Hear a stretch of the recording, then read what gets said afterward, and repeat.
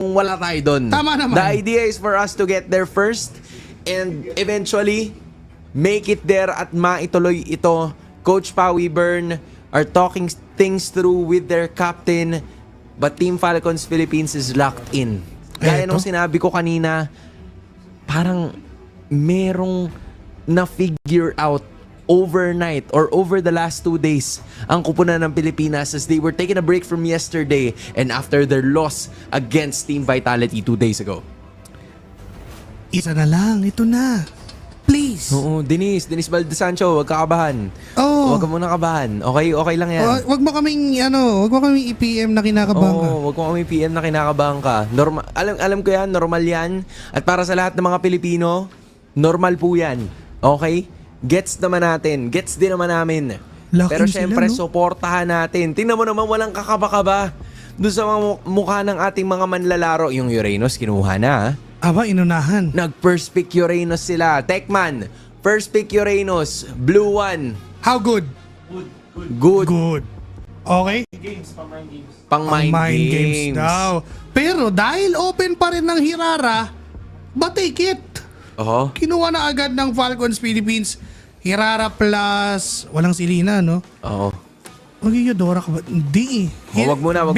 Belerik. Hiraya kailangan paghiwalayan. Nag-close sila. Feel ko may tiwala na naman eh. May tiwala lang to, tiwala. Kasi si Marco naman kanina, nakita natin, hindi naman siya nalalapitan, hindi siya nagagalusan, hindi rin siya naiikutan. Tama naman. Baga nagawa naman ang paraan eh. Yung Gatot Katsa, maganda. Yung Selena maganda doon. Nga lang ngayon, wala nang Selena. So, kukuha ba ang Falcons, Mena, ng Nolan? Eto na. Nilabas na. Balik tayo sa Okay na. mga bagay na nagpapanalo sa atin dati. Inakay nila to. Inakay na nila. Kumbaga, inakay na eh. Oo eh. Eto na yun. Inakay na, kaya inakay na. Gamit-gamit nila to sa wild card. Oo. At dahil pinik nila yung show, it kind of already showcases na mag-aakay jungle si Boyet. Alangan, baka wala nang ibang paglalagyan yan. Unless mag-show XP ka. O nga, paano na yung Yura? Joe Gold? Hindi naman siguro. Parang wala namang Duda ako dyan. Oo, duda ako dyan. Hindi dapat ganyan yan. Oo.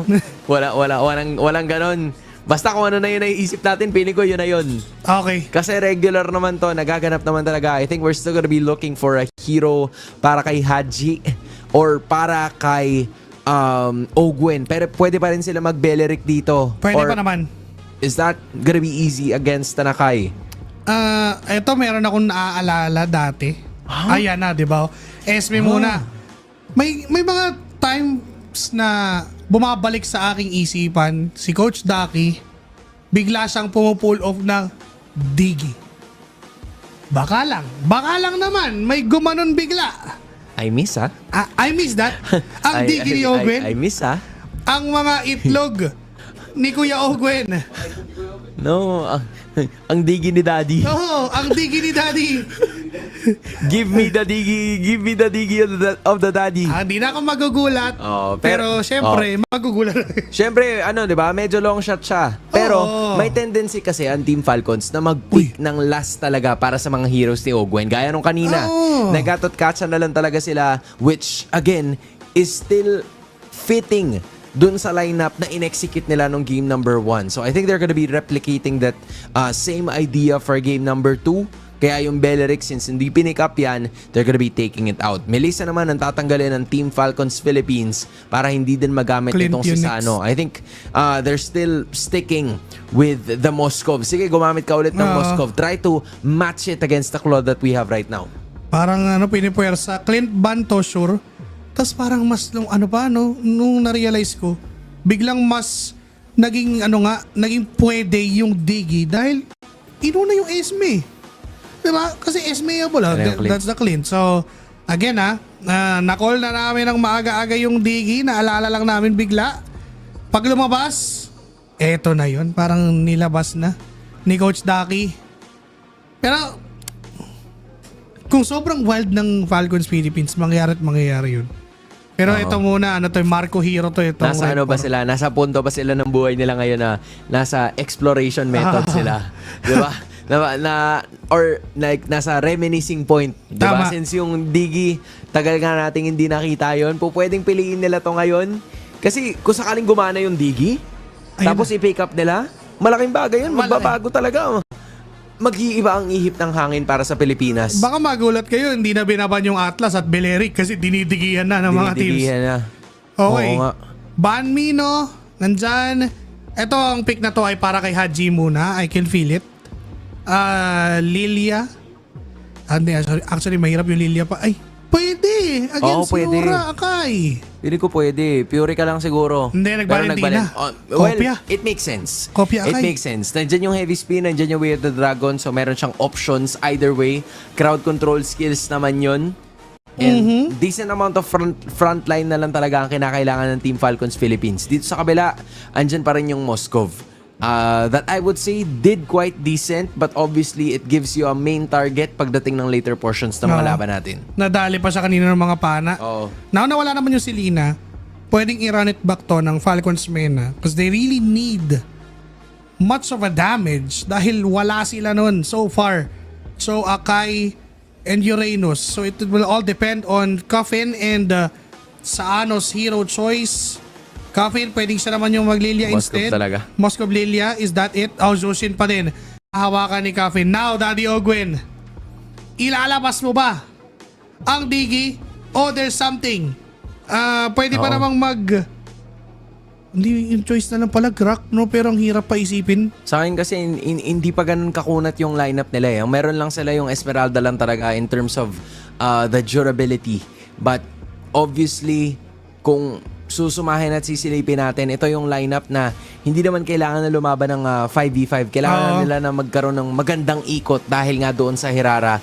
At yung Nolan, ganun din yung ginawa nila kanina. Same. So might as well. Gatot catch talaga. Okay. I think they're gonna be beefing up that front line para hindi magka-problema si Kyle at si Super Marco sa pagpa-farm ng tuloy-tuloy. Kailangan talaga nang magsasoak ng damage. Gatot Katsa is one of the best kasi may high loss pa naman na pwedeng gamitin. Pero ngayon kasi dahil may Zoshin yung Falcons Mena, ang hirap mag-high loss kasi ang way out mo lang, gagastusin mo yung glorious pathway mo. At least itong Gatot Katsa, pwede mo pang tagalan sa gitna kasi binabanata mo nung passive. So again, Falcons Philippines, decente yung draft. Correct. Kailangan ng perfect and close to perfect or close to perfect execution para paganahin to, tiwala sa mga kinatawan ng Pilipinas. Our last hope are still knocking on the door para makarating sa knockout stages para maging parte ng top 8 of MSC 2026.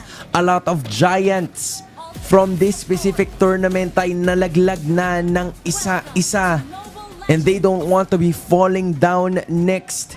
In fact, gusto nga nila na sila yung maging panibagong higante kung sakali na hindi Tama. pa rin sila kino-consider to be part of it. And this is game number 2 with Falcons Philippines now at match point. Mena needs to win 2 straight in order for them to eventually make it to the top 8 as well. Maganda ngayon para sa ginagawa ng Falcons Mena. This is not what they did during game number 1. Ang ganda nung pagkakatanggal nila ng Selena kasi ang laki nung nabawas doon sa early game damage and impact ng Falcons Philippines. Ngayon ay nakasurvive sila troll ng maagang pokes. Kasi kanina di niya nagawa yun eh. Kanina, first minute pa lang, pinapa-flaker na siya, pinapa-uwi na siya ng Falcons Philippines eh. Yup, yung ikot din na ginawa ni Kyle doon upon getting that gold grab first. Tapos ngayon niya palang kukunan yung orange and yung purple buffs niya. It gives him a little bit more time para magkaroon ng parehas na buff upon the first security of the turtle. Meanwhile, doon naman sa kabila, I assume that Boyet is also doing the same thing. Pero yun nga yung ideya eh, na talagang para makasecure sila ng objectives, both of them needs to have the purple and the orange para mas ma-maximize nila yung skills na meron sila. Biglang sinubukan si Coffin doon.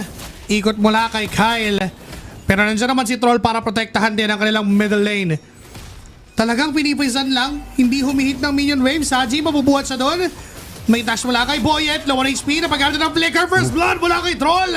Siya din may flicker. Hindi pa yung kanya nagamit puro sunput Jeet Kune Do lang para patayin si Haji doon sa laban na yun. Medyo na-underestimate niya yata yung total na damage output na pwedeng ibigay nitong Team Falcons Mena. Nag-flicker na rin kasi, or should I say, nag-Jeet Kune Do lang talaga papasokin. It was more than enough para mapatumba yung katiting na buhay na meron nitong si Haji, pero lalaban sila sa pinakaunang pagong. Makikipag suntukan sa gitna. Sakit. Kamuntikan si Sanji doon kung tumama lang yung Falling Star Moon Retry. Kay Sanji pa napunta yung pagong na yon, kaya ang gagawin ng Falcons ay humabol na lang.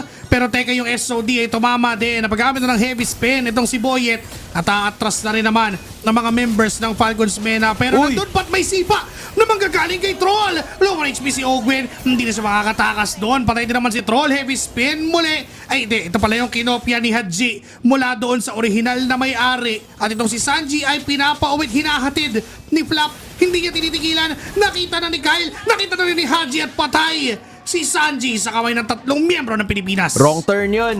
Para kay Sanji, I think tama na yung ruta na pinupuntahan Oo. niya eh. He should have gone down.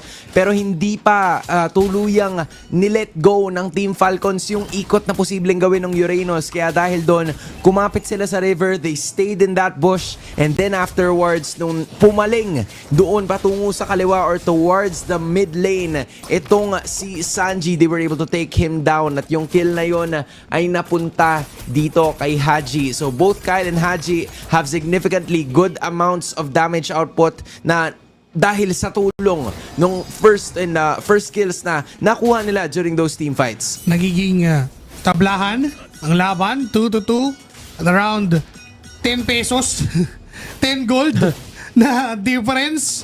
Bigla pang nag-i-spike sa wala at all, so talagang nasa 50-50 ang dalawang teams. Ogwen medyo napapalow, may taunt palayo, makaka-atras din naman.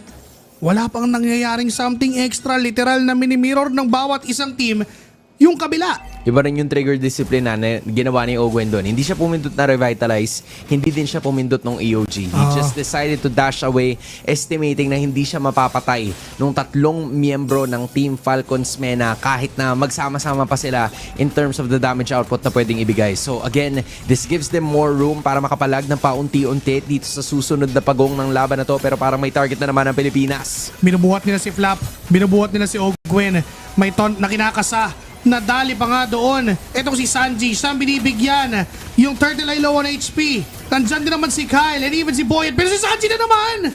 Siya na naman yung nakakuha ng pagong. Parang naulit lang. Ngayon diretsyong maghabol ang mga members ng Falcons Philippines. Low on HP si Boyet. Makakatras with a heavy spin. Nandyan pa si Flap. Tuloy pa rin ang ginagawa ng Falcons Philippines. Kung di namin ako yung turtle, pwedeng yung purple na lang. Pero sabi ni Saanot, sasama ko sa laban. Ogwen and Haji nakatingin sa purple ni Boyet. Mababa yung buhay nung Akai. Pero pinipilit pa rin niyang kunin yung kanya. Oo, medyo nahihirapan ang Pilipinas na makahanap ng anggulo because of 2 things. One is the heavy spin na binibitawan nitong si Boyet. Dahil nga Esme, Gatot, Valentina yung gamit nila. It's not enough just yet para ma-burst down yung mga membro dito ng Team Falcons Mena. And number 2 is yung perfect timing ng mga Jeet Kune Do, ng mga knockups na binibitawan nitong si Troll. So with that, hindi sila makapag-dish out ng full damage output kasi either nasa ere sila or naiipit o tinataboy talaga sila completely. Bigla silang natutulak na natutulak. So maybe ang pwedeng gawin dito ng Falcons Philippines, kopyahin na yung heavy spin. Tapos mauna na silang gawin yon para magkaroon ng disconnect doon sa gagawin ng Falcons Mena. But now Sanji, doon sa nagkakat ng lane, papansinin sa ng Falcons Philippines. Maling base yan, Sanji, kung gusto mong pumunta ng Pilipinas. Pwede naman. Visa free naman. Visa free naman kami. We welcome you. We welcome you here. It's all good here. Pero syempre, pwede at ligtas ka dyan. Nandun naman yung EOG. What Pinipilit ang rhymes top lane, with MLBB? Hindi ko muna pwede sabihin. Gets naman na yun ni Umi. Oh, sumusubok pa rin umawal ang Falcons Philippines. Wala pa rin mangyayari. 2-3 ang score. In fairness, dikitan to ah. Dikitan to. Kumbaga nagkaroon ng yung mga pagkakamali na ginawa ng Falcons Mena kanina ng game number 1 na address agad nila. And so far ngayon ay nilalaban nila na naman yung last turtle ng laban. Sanji sa gitna, falling star mo sa likod, heavy spin kay Kyle napunta. SOD na medyo late na at hindi na pupunta pa dun si Saano kasi hinahabol na ng mga members ng Falcons Philippines ang Falcons MENA, and this time wala na namang engagements, puro pokes. Walang namatay sa turtle, trabaho lang, walang personalan. Oo, kung mapapansin mo, no, tama eh. Walang masyadong nangyayari na after or post-game credits. Oo. 'Di ba? Pagkatapos sila makuha yung turtle, all three of them, pagkatapos makuha yung major objective na yon, pulasan sila agad. Kumbaga, ambahan muna, titignan ko sino yung una mag-engage. Pag nag-engage yung isa, papalag tayo. Gaya nito, nangyayari na naman siya, pero makakapag-back away naman si Ogwen na ngalahati nga lang yung buhay niya, but it's nothing that he cannot handle. So it's still gonna be A-okay para sa Pilipinas as we are now leading at the biggest gold margin ng laban na to, currently standing at 1.3K. Parang kagat lang daw ng langgam yun, sabi ni Ogwen. Kaya naman, hindi pa nga siya napa-revitalize. Hindi pa siya napa-AOG out. Ngayon si Flap, hinaharapan lang, bubuhatin siya ni Coffin. Pero ano ba naman yung buhat nun? Sabi ni Flap, ako din, hindi naman ako nasasaktan. Tablahan din kasi yung Tori. I think that has been the scenario in mind, pero may sipa na naman nagagawin. Si Flap ay buhay pa rin at parang papalagay yata dito ang Pilipinas na Crimson Beacon na naman para makalayo, and that is still gonna be okay. Wala na. Safe pa din. Oh, si Troll medyo na delikado lang. Onti mga 3 palo na lang, 3 wasiwas ng balabal ni Flap, patay sana siya, pero nabuhay pa rin naman. Iba ang plano ngayon ng Pilipinas. Nakita na nila si Saano na pa-SOD, papalayo. Ang ganda ng anggulong pinuntahan. Kaya makakatakas pa naman ang daddy naman ng Falcons MENA na siya'y suportahan. And Kyle, ginagamit pa yung mga iframes para magnakaw lang ng green camps. Pero again, dinadaan sa linis ng galaw, even Falcons MENA, I can say na maganda pa rin yung ginagawa nila. Walang overcommitments, walang pagkakamali. Lamang pa rin naman tayo, 1.6. Yeah, the major thing for Team Falcons MENA is that their composition kayang mag-turn patungo dun sa mga susunod na heroes dahil sa mga kits nga na meron sila. Ayan, na nabanggit na namin kanina. Sipa mula kay Troll, i-burst down nila si Ogwen. Kaso hindi pa rin nila mapatay ngayon. Si Saano nang may kasalanan, wala na yung setup ng side ng Falcons Philippines. Si Flap doon sa gitna, tamang pasayaw-sayaw lang. Papasok na rin si Kyle, may mga iframe, makaka-double dash papalayo. Iframe ulit, another iframe para makatakas. Saano yung mawawala, pero wala yung juggler ng Pilipinas. May ipit pa doon si Boyet, isusunod na rin ni Flap. Kaso nandyan pa si Troll with a jet gun daw flicker ay makakatakas doon. May ipit na rin dito si Flap sa kamay ng dalawang miyembro, pero wala namang ng damage na kasunod. It's gonna be a 2-for-2 trade. Tablahan pa rin ngayon. And 3 ang nakuha ng Falcons MENA. Yup, nakalamang sila ng isang kill. Initially, they had the lead dahil nga maganda yung initiation nila. Naging aware sila na manggagaling pa sa taas itong si Super Marco. So wala pa yung super damage output na bibitawan ng Team Falcons Philippines. But then, napatagal kasi ng Team Falcons PH yung laban. Nakuha pa nila itong si Saano. It would have been a totally different story kung sakaling nabuhay ang gold laner dito ng MENA. Pero dahil nauna siyang nawala, ay nagkaroon ng tamang oras. And Haji, very much happy with what they've got dahil nga na-prolong nila yung team fight na yon enough for Marco to get in time. Good enough celebration, napakapang, gumana yes si Haji doon. Pero this time, may Lord na pinag-aagawan, I guess, and may sipa na magagaling kay Troll. Haji goes down. Siya yung unang nawala mula sa Falcons Philippines. Ngayon ilalaban pa rin AOG, and Kyle will secure that Lord down. Sanji, double kill for Flap. Tuloy lang sa pagragasa ang Falcons Philippines. Make it a triple para sa Filipino Cannon. Bawal yan, Saano. Pero may ibang planong ginagawa sa Saano. Bawal yan. Dapat bawal yung Lord, hindi clear sumasama. mo. Nice. Lord, na-clear yung videos. Yes, sir. Kaso Let's go. makabutan pa siya. Saano will eventually go down sa kamay ni Super Marco. And Philippines, nakalamang tayo ng matindi. Saano, pumangarap ka na naman. Respeto nga eh. Dapat sumasali ka doon sa team fight. Isipin mo, medyo kanabahan ko ng konti kasi 4v5 scenario to. Tapos na unang namatay si Haji. But eventually, hindi kasi tumama yung SOD. So nakuha ni Kyle yung retry. And they were able to maximize yung frontline na nandoon si Flap. So it's a series of unfortunate events para sa MENA. Kasi hindi tumama yung SOD. Kung tumama yun, maaring iba ang naging storya, maaring tayo'y nalugi pa, pero dahil di nga tumama, ngayon kumakatok na ang Falcons Philippines sa base ng Falcons Mena. AOGN, may play ka na gagawin itong si Saano, kaya makakatakas siya. Sipa mula kay Troll, naku po si Kyle pa yun na punteriya, and heavy spin na kinopya ni Haji. Pasok sila? Low on HP na, aatas with a Blazing Duwat, Super Marco, hinahabol pa rin ni Troll, may knock up na mapupunta sa kanya, wala naman Walang ang sipa yan. Okay lang, sure for sure, pero si Flap at si Go, Owen go. nandun pa sa gitna. Humahabol pa bigla ang Falcons Philippines. Akala mo pa atras na, ngayon ay umaaba. Ang tipangan niya si Super Marco. Marco! May mga bala, wala pang sipa yan. Sige, Marco! tapangan mo pa. Pero aatras na, hindi pa rin nila kaya. And Falcons Mena, pinupusuan pa. Grabe to Falcons. Sino dun? Basta Grabe grabe to Falcons, parehas. Mena, Philippines, tapatan kung tapatan eh. Ang Nakita ganda. nila 4v4 scenario na yun. But eventually, they were able to stay alive. I'm talking about Team Falcons Philippines. Naging crucial lang yung pag-pick off dito kay Kyle. Kaya tumagal talaga itong kupunan ng Mena. So Team Falcons, or should I say the Philippines, needs to take care of the lead that they have. Yun naman ang ginagawa nila. Sinubukan naman nila na puwersahin yung inhibitor sa bandang itaas. Pero nahihirapan nga sila obviously because of the Crimson Beacon. Yan ang number one major suspect. Pero hindi din nila mapatumba ng basta-basta kasi ang ganda din naman ng pwestuhan dito ni Coffin eh. Oo, maganda yung mga napipili niyang pwesto, yung targets even. Nakakayamot pa rin naman na pag na-full stackan ka ng Lantern Flare, kung ano man yung plano mo, kung magbabaka man o susugod, mapipigilan ka. Dahil dun sa buhat factor na yon. And for Falcons Mena, they have to capitalize on that matter. Kasi yun yung kailangan nila para eventually ay ma-outplay ang Falcons Philippines, but we do not wish that to happen. Ano na to? Sure, bayasan na talaga to. Ang gusto natin dito, tapusin na ng Falcons Philippines para atin na yung slot ng last team sa knockout stage. Oo.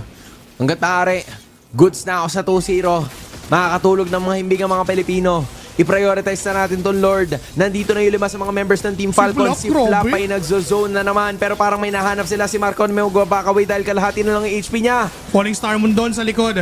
Mula kay Flap, heavy spin na gamit na Ready? yung kinopya. And si Kyle pa rin na makakakuha. No Lord na yun, mamamatay ka na si Haji. Pupunta pa doon sa loob. Itong si Saano 5v4. nandun at lumalaban. May sipa. Ogun. AOG para mapigilan. Marco. Placing dumit pa mula kay Super Marco. Marco. Patay ngayon si Boyet. Isusunod pa yata nila. Itong member pa ng Let's go. Falcons Mena. Tatlo na, dalawa yung wala. At tatlo yung dedepensa. Dire-diretso lang. May mga minions Banat. ba?